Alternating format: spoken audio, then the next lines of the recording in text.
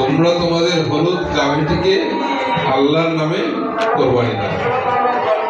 এখন হলুদ গাভী তো খুঁজে পাওয়া যায় না, আর যারা কোরবানি দেয় কালো সার দেয়, সাদা সার দেয়, হলুদ গাভী কেউ দেয়?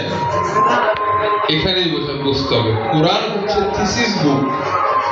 পবিত্র কোরআনের প্রতিটা নক্তা, প্রতিটা হরফ এর মধ্যে রহস্য লুকায় আছে।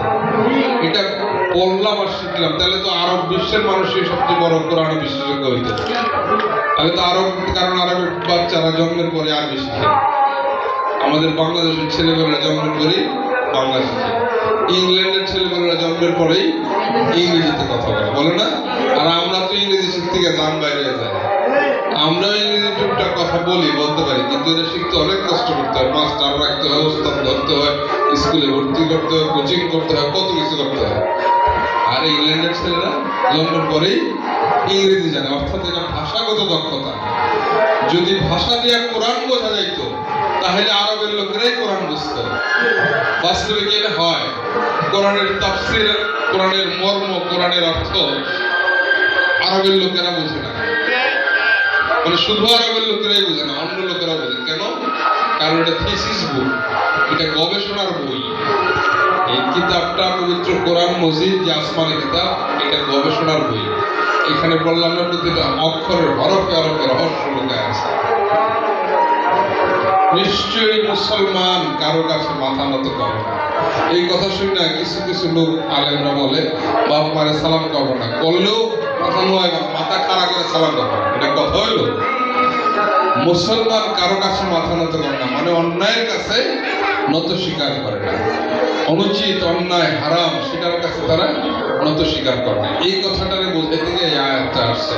আর এই আয়াতের যদি ভুল ব্যাখ্যা করি, সালাম করো মাথা খাড়া করে, এটা তো ভুল ব্যাখ্যা। কথা বুঝতে পারছেন? এটা হলো না জানার কারণে হয়। তো এই যে হলুদ গাভীটিকে কোরবানি দাও, হলুদ গরু কি আমরা পাই, কোরবানি দিতে পারি? হলুদ গাভী বলতে তাহলে বুঝতে হবে কিছু একটা বোঝানো হয়েছে। হলুদ হচ্ছে ভালোবাসার রং, আর গাভী হচ্ছে কি? গাভী হচ্ছে স্ত্রীলিঙ্গ, মানে মহিলা, নারী। নারী বুঝাইতেন, গাভী কি নারী না? আর ষাঁড় হইল পুরুষ। তাহলে হলুদ গাভীটিকে, অর্থাৎ ভালোবাসা এবং নারী, এই দুটা দিয়ে বোঝানো হইল আমাদের মধ্যে দুনিয়ার যে মোহ, মায়া, প্রেম, ভালোবাসা থাকে না? দুনিয়ার প্রেম ভালোবাসা থাকে না? একটি প্রেমিক ছেলে তার প্রেমিকারে ভালোবাসে না, স্বামী তার স্ত্রীকে ভালোবাসে না। এটাই হচ্ছে প্রেম, ভালোবাসা। আর এটাও না, আরো কথা আছে, পিতা তার পুত্রকে ভালোবাসে না, মা তার ছেলেকে ভালোবাসে না। এই সকল প্রেম, সকল ভালোবাসা তুমি তোমার মুর্শিদের জন্য, মাবুদের জন্য কোরবান করে দাও। এই কথাটা আল্লাহ বলেছে কোরবানি। অর্থাৎ তুমি যেই ভালোবাসা তোমাকে মুর্শিদের ভালোবাসা থেকে দূরে সরায় দেয়, যেই প্রেম, যেই মায়া, যেই মোহ তোমাকে তোমার মালিকের, মাবুদের ভালোবাসার মধ্যে বাধা হয়ে দাঁড়ায়, সেটাই তুমি কোরবানি দাও। সুবহানাল্লাহ। আল্লাহর রাস্তা থেকে যেই ভালোবাসাটা তোমার দূরত্ব করে দেয়, সেটাই তুমি কোরবানি দাও। এইটাই সেই হলুদ গাভী। কথাটা বুঝতে পারছেন? অর্থাৎ আমাদের মধ্যে আমরা যখন বাবা হয়ে যাই, সন্তানের প্রতি ভালোবাসা জন্মায় না? এমন ভালোবাসাই জন্মায় মনে হয় মুর্শিদের চেয়ে আমি মনে সন্তানের বেশি প্রেম করেছি, মনে হয় না? যখন নতুন বিবাহ করে, স্ত্রীর প্রতি ভালোবাসা জন্মায়, এমন ভালোবাসা জন্মায় মনে হয় যে স্ত্রীর চেয়ে আর কেউ আমার আপন নাই, মুর্শিদও না, স্ত্রীই আপন। কথা ঠিক কিনা? যখন একটা ছেলে প্রেমে পড়ে, তখন তার মনে হয় এই প্রেমিকার জন্য আমি দুনিয়া বিসর্জন দিয়ে করি, আমার নিজেরও আত্মহত্যা করতে পারি, মনে হয় না? সেই ভালোবাসাকে বিসর্জন দিতে হচ্ছে। এইটা গেল একটা সময়ের কথা। একটা সময় গিয়া মানুষ বয়স হয়, বয়সের ভারে বয়স হয়ে যায়, তখন তার প্রেমিকার প্রতি ভালোবাসা কমে যায়, স্ত্রীর প্রতিও ভালোবাসা কমে যায়, সন্তানাদির প্রতিও ভালোবাসা কমে যায়। কখন? সন্তানাদি যখন বড় হয়, বিয়ে শাদী দেয়, তখন দেখবেন সন্তানাদের প্রতি বাবা মায়ের ভালোবাসাটা আগের মতো থাকে না। কথা কি সত্যি বলছি না ভুল? প্রথম ভালোবাসা হয় কার জন্য? নাতি নাতনিদের জন্য, হয় কিনা? নাতি নাতনি সারাদিন কান্দে উঠা ঘাড়ে উঠা খেলতেছে, বুকে উঠা লাফাইতেছে, তবুও কিছু বলে না, নানা দাদারা কিছু বলে না। কেন? ওই যে তার জন্য একটা মায়া ভালোবাসা জন্মাইছে।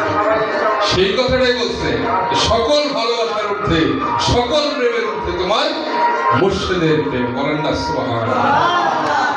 এবং সকল মোহ মায়া, কাম ক্রোধ মোহ মায়া, আরো ভালোবাসা আছে। কি ভালোবাসা? খ্যাতির প্রতি ভালোবাসা।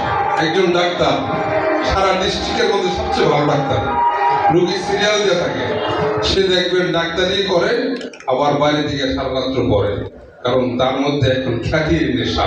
আরো বড় হইতে হবে, আরো নাম করতে হবে। ডিস্ট্রিক্টের মধ্যে সারা হইলে হবে না, দেশের মধ্যে সারা হইতে হবে। আমার তার মধ্যে নেশা হয়ে যায়। কি নেশা হয়?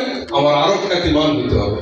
আমি দেশের সেরা বিদ্বান, সেরা শিক্ষিত, আমি সারা বিশ্বের সেরা শিক্ষিত হইতে চাই। কথা বুঝতে পারছেন? তার মধ্যে সেই গীত, সেই নেশা ধরে যায়।